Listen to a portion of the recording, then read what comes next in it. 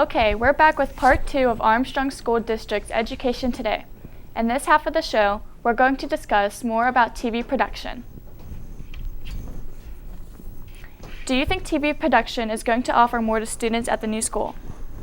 Well, I think most certainly, just by the very nature that the studio is going to be part of the class.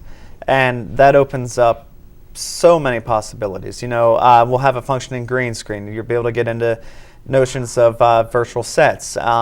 Even on like the more like filmmaking side of it in the upper level class, you know, you can get into special effects in terms of like Hollywood style things, you know, making people vanish and things of that nature. I know that's one thing that I'm personally pretty excited about. And just the fact that it's there, you know. Think about what you guys get to do when you're here once a quarter. And then imagine having that as part of the class every day. That'd be so much more fun. Yeah. I mean, times 100, because the capabilities of this new equipment is going to be 100 times better than what the capabilities of our current equipment is. Right. And that's for a lot of reasons that we won't get into, but Will students have access to any of the new equipment? Oh, yeah. all the time. Who it's there for. We're a school. Yeah, you guys, I mean, like we mentioned, the theory and the hope is that it'll be used every single day. Right. And it'll be, you know, open to the building at a district-wide level as well, you know, if administrators want to come down and use it. Which, you know, going back to one of the questions in the first half of the show, that could be another thing that we bring the advanced TV kids in. If there's an administrator who wants to come down and do something specific, then that'll probably be projects that we bring the advanced TV kids in and say, hey, you know, here's what we're working on this week, and go from there. So. Right, and I know, well, you know as well, like some teachers, like Miss King at our school, will send her kids down to work with some of our kids and their equipment for like their 9th grade history project. Right. Thinking more collegiate, as we said in the other half of the show, you know, that Chris and I try to provide as much of a collegiate kind of atmosphere and approach that we're able to.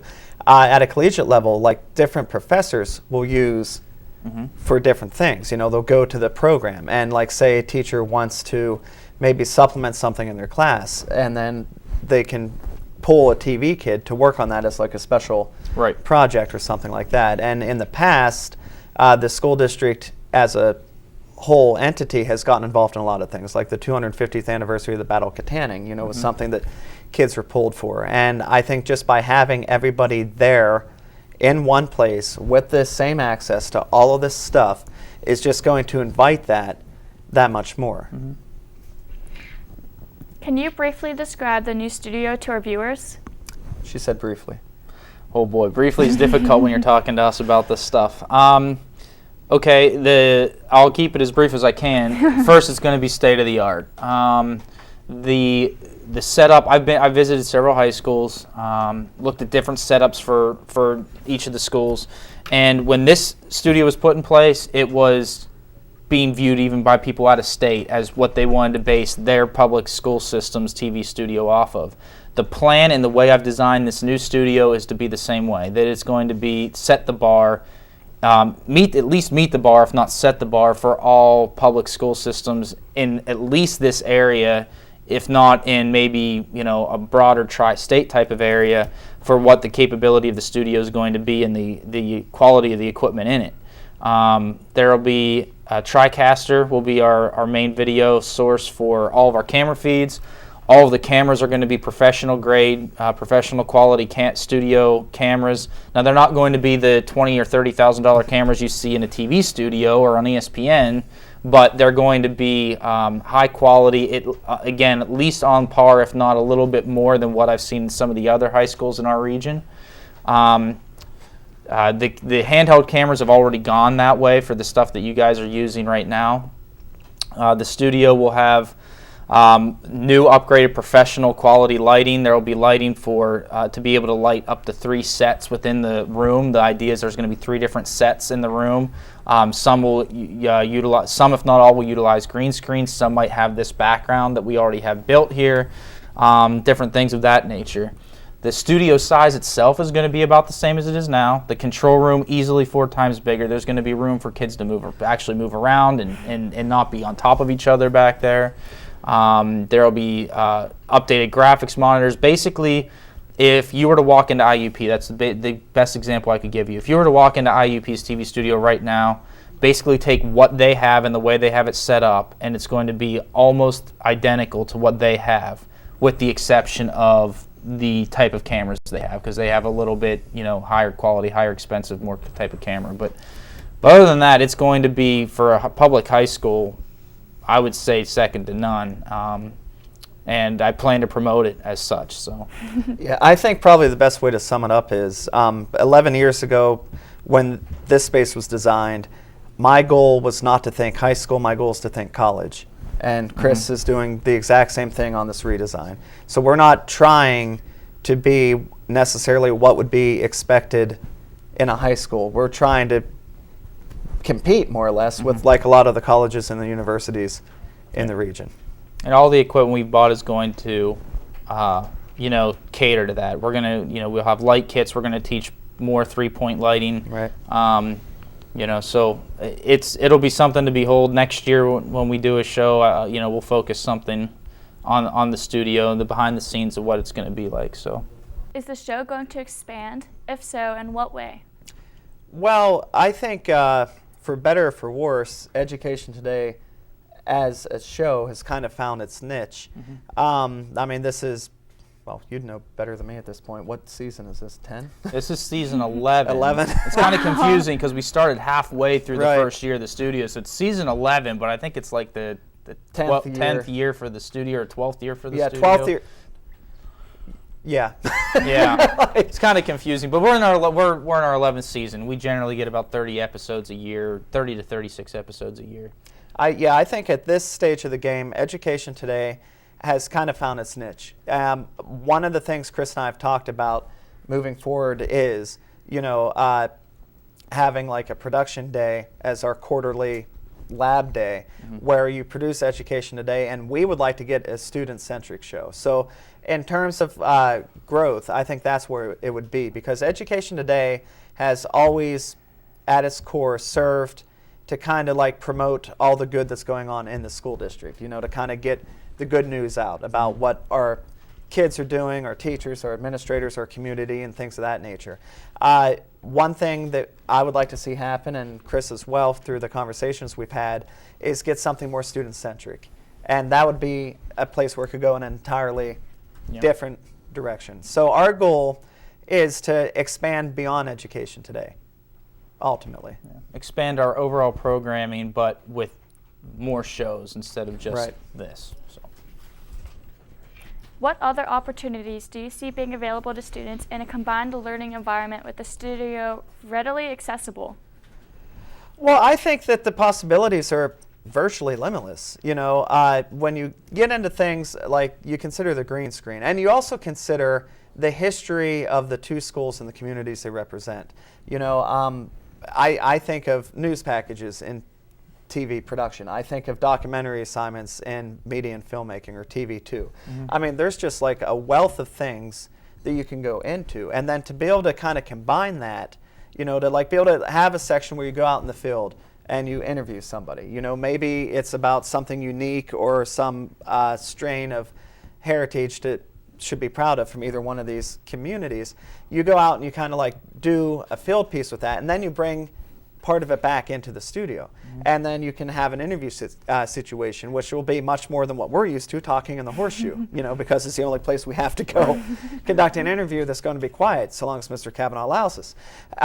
You can actually go into the studio. You can work in the green screen that way. You can find a more creative way to approach these different ideas. Things that have up until this point been kind of, now you're going to have more tools to try to approach it in a more creative fashion. Yeah, you're going to have more access to faculty, because the faculty is obviously going to be bigger. You're going to have a lot of different areas on the school grounds that are going to be a little more creative to be able to go into, obviously. Really the opportunities are going to be limitless. It's whatever the students can imagine being done. If they don't know how to make it work, we're going to be able to help them figure out how to make it work. Right. And maybe one of the biggest things that I would like to see is, if you guys haven't noticed, I'm sure you have, Western Pennsylvania has become a hotbed for the film industry. There's been several movies filmed down and around Katanning and the outlying areas over the last several years. And what I would like to see, because we're going to have the capability of doing it, is maybe contacting the next time there's a production company around here, where we can actually do maybe a behind the scenes one day of what they're doing, if they'll allow us to do that. Maybe bring them up into the studio to talk to them about what they're doing, which might be challenging, might be difficult to pull off, but it would be certainly something unique that not very many people would have the ability to do, but we'll have the capability. So, why not? Right. So. The worst they can do is say no. Yep. How do you think having the studio as a functioning part of the class will shape the future of the class? I think it changes it entirely. As I alluded to in part one a little bit, I find it kind of interesting, or ironic, I suppose, that the class is titled TV production, because we're more video production. The TV production aspect in our school comes from the morning announcements, which is a bare bones, basic, like barely fits the criteria of what is considered a TV production system. It's actually punctuated here when you produce Education Today, but you're only here once every quarter, so what we do is largely video production based. So I think the nature of having the studio will enable the class TV production to actually be a true TV production course. And then, as we alluded to in part one as well, that's where we can kind of see, once we're all kind of settled into the new building, how the curriculum can then shift a little bit, so that we can have like a theory intro, and then a TV production, then a video production, and then like a filmmaking and creative experimental kind of thing as well. Do you have any other comments for the benefit of our viewers? Well, I would just like to say that I'm excited.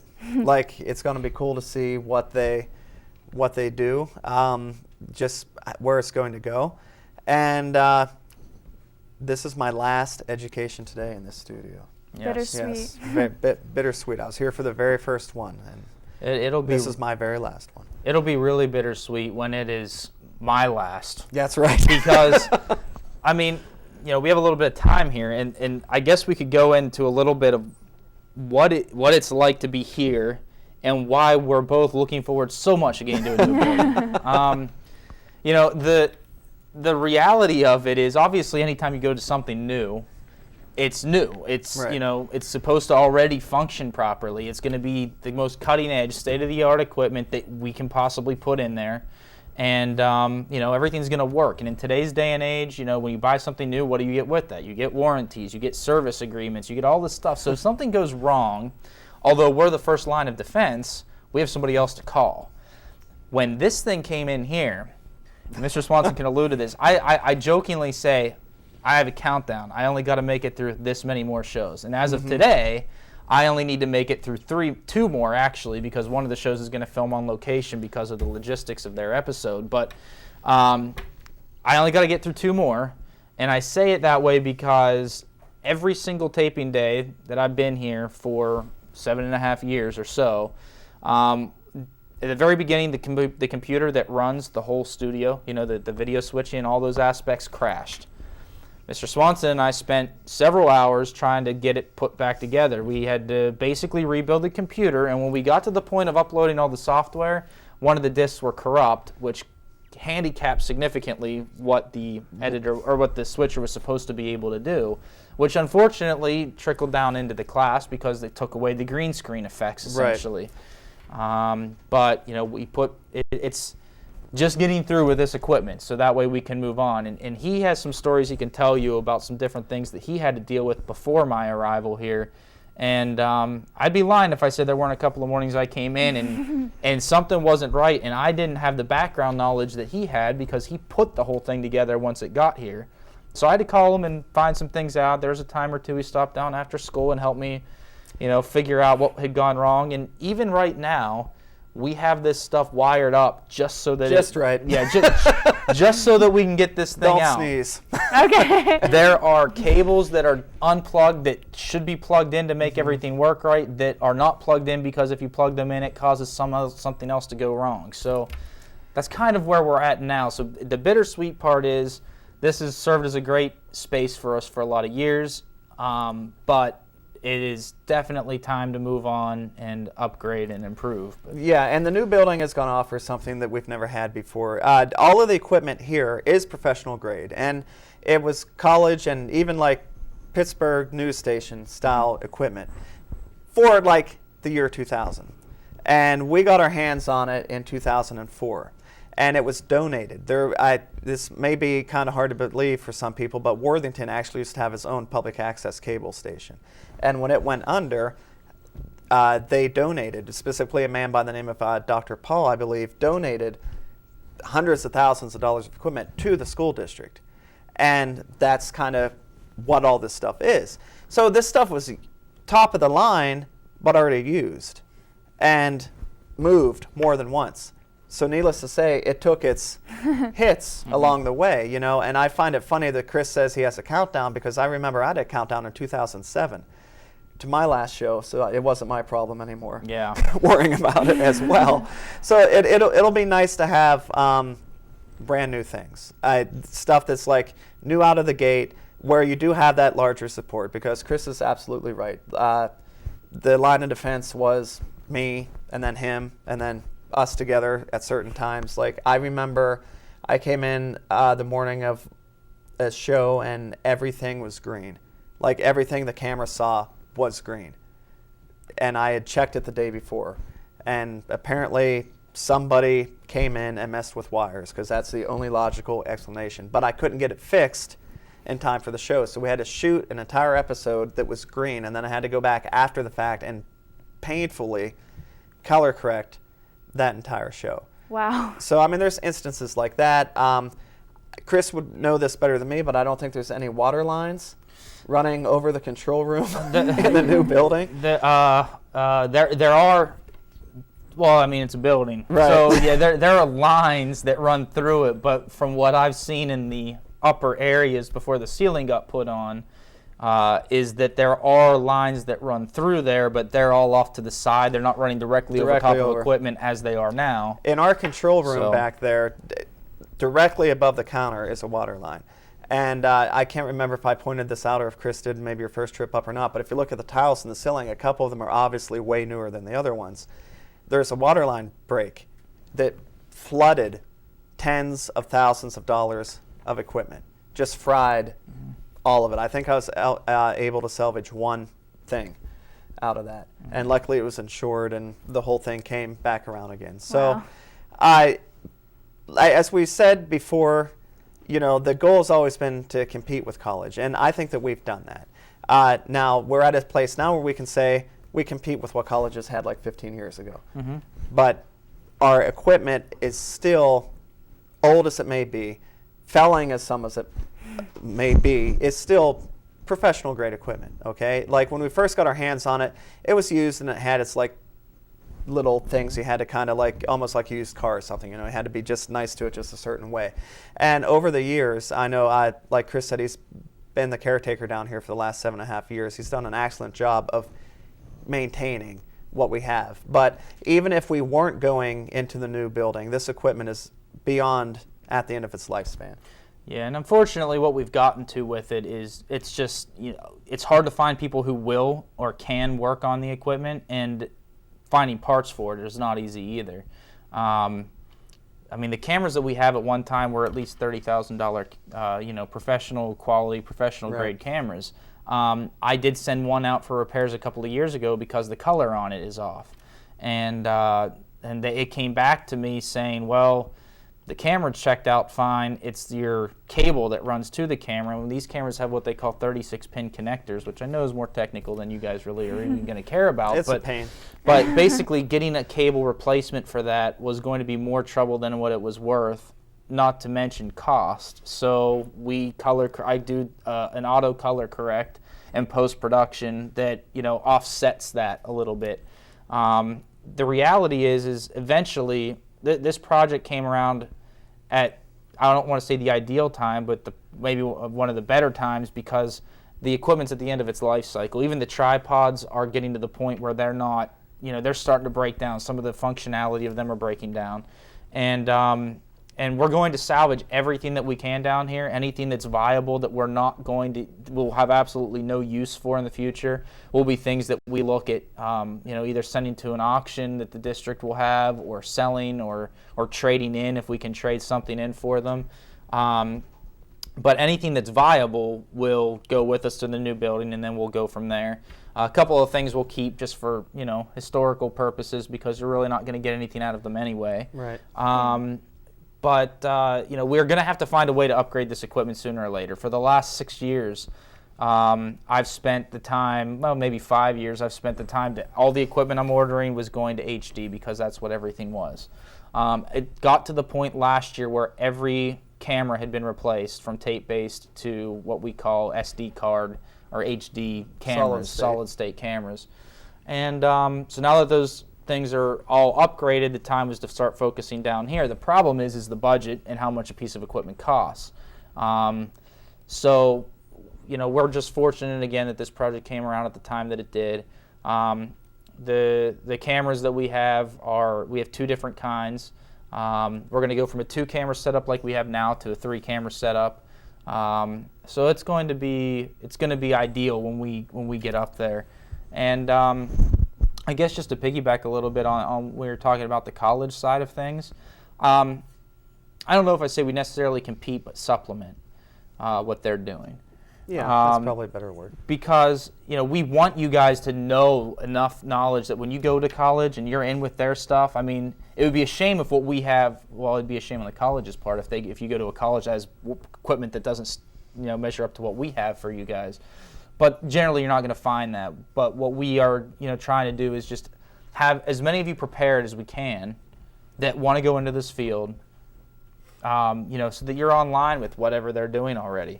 I was above and beyond some of my peers in college because of some of the knowledge I had. What we do here is so much greater than what I did in high school, and that's not a knock against my program that I was in. It was a very early. TV production was an early on type of thing in public education when I was still in school.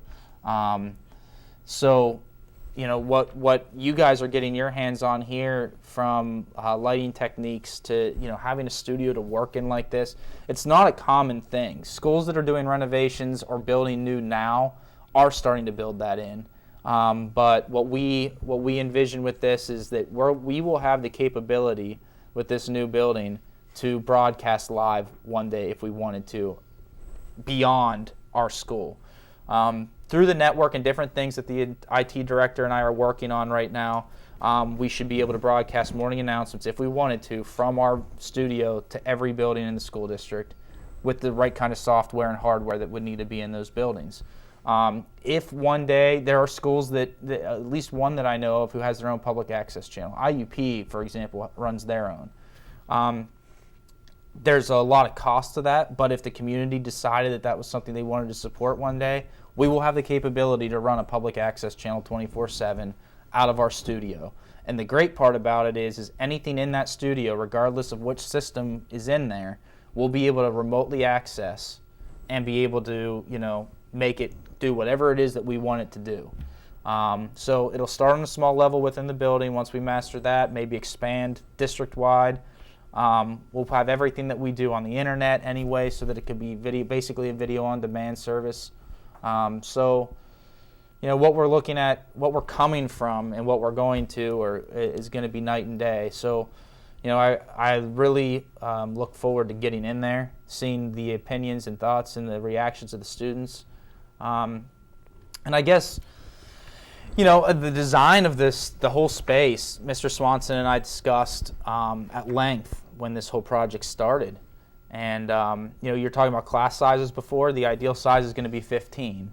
The classroom could hold 24 students. It's going to be a full-size classroom outside of what each of the classes currently have now. That classroom is going to be directly attached to the media. I'm just calling it the studio suite, because you're going to have the classroom, where my office will be at, but you're going to have a separate dedicated editing room, whereas right now all the editors are in the classrooms. You're going to have a 12 to 15 bay editing room connected but separate from the classroom. And then connected to that will also be a separate room for storage. And again, all your equipment is stored in your classrooms right now. So you'll have a room for that, and you'll have a room, and then the control room and the studio will all be attached. So the ease of access, the fluency, I mean, it's all interconnected. It's like a wing, basically. It's like one big master suite. And going off what Chris just said, you know, like with the attached but separate editing bay. I mean, you know, you come down to my English classes sometimes, and I have to shush kids. Yeah, you know, all the time. Or I have to stop and find you a pair of headphones or something, and that won't be an issue. And it'll be made in such a way that myself or whoever the instructor happens to be can do the teachery thing and keep an eye on you guys, but also be separated from you guys, so that whatever needs to happen in the classroom can happen in the classroom, and whatever needs to happen in the editing bay can happen to the editing bay. And I think my last thought on it, because we're being told to wrap it up by Mr. Greg Johns, our director in there, my last thought on it would be just from an educational point of view. For me, like I said in part one, it's about exposure, you know, and we want kids to realize this is there and to understand what it is or what it could be. On a more personal feeling that Chris and I both share, it's about media literacy. You know, like we have talked before, public speaking is a requirement. We both think that maybe media literacy should be a requirement as well, because you're bombarded in the modern world by media, and it's an important skill to know how to read that, interpret it, and engage it, you know, so that you're not just like saying like, I must buy this cereal because it's, you know, or I don't want to get political, but you know, but so you can kind of read between the lines and see the bias in the message in and of itself. Right. And understand, when we say media literacy and hoping that, or feeling this should be a requirement, we don't necessarily mean media literacy is a different thing than the TV production classes that we have now. Right, it's all intertwined. You know, it's all connected, but the TV production class would actually be a separate class, like we've been discussing. The media literacy would be like go an into social introductory media. kind of. Yeah, it'd be a semester thing, just to understand how everything works. So that's the direction we hope to see it go. And as in terms of the new building, I think we'll be able to take what we do now and just run wild with it. Like, I think we've kind of reached the limit of what we're capable of with the facilities that we have in the last few years. And I think this is just going to open up a breadth of new possibilities, you know, so that the goal now is kids are exposed to it, kids are interested in it, can go as far as our capabilities will carry them, and I think it'll just be that much greater in the new building. Me too. Well, that's our show for today. I'd like to thank all of our guests for being on the show. Big thanks also to our film crew. Today we had Katanning High School students led by their teacher, Mr. Don Swanson. Way to go, guys. Please join us again next week for another look at the Armstrong School District. For updated news and information, the district, please visit our website. Have a great week.